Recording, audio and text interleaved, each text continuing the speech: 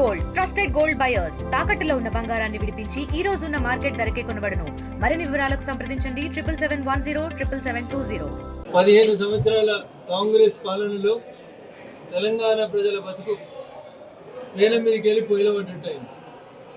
సాక్షాత్తు రాష్ట్ర ముఖ్యమంత్రి రేవంత్ రెడ్డి గారు మాట్లాడుతూ 1వ తారీఖు జీతాలు ఇచ్చడే గొప్ప, ఆ జీతాలు ఇచ్చేందుకు నేను ప్రతి నెల 1వ తారీఖు దగ్గరికి వెళ్ళి షేపోయి కింద 4,000 కోట్లు తెచ్చుకుంటున్నా అని చెప్తున్నాడు.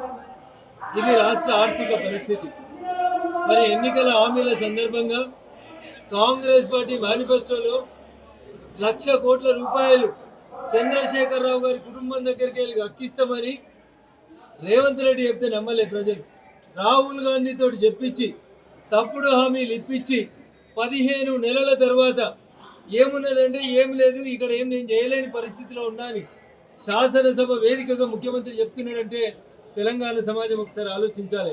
టీచర్స్, విఘ్నులు, మేధావులు అందరూ కలిసి కాంగ్రెస్ ప్రభుత్వానికి కనువిప్పు కలుగజేసింది.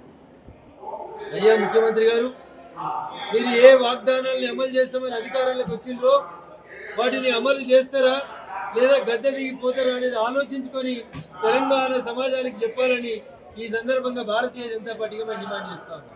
థ్యాంక్ యూ అన్న. మరిన్ని వీడియోస్ కోసం ఛానల్ ని సబ్స్క్రైబ్ చేయండి. లేటెస్ట్ అప్డేట్స్ కోసం వాట్సాప్ ఛానల్ ని ఫాలో అవ్వండి. ఆ లింక్ డిస్క్రిప్షన్ లో ఉంది.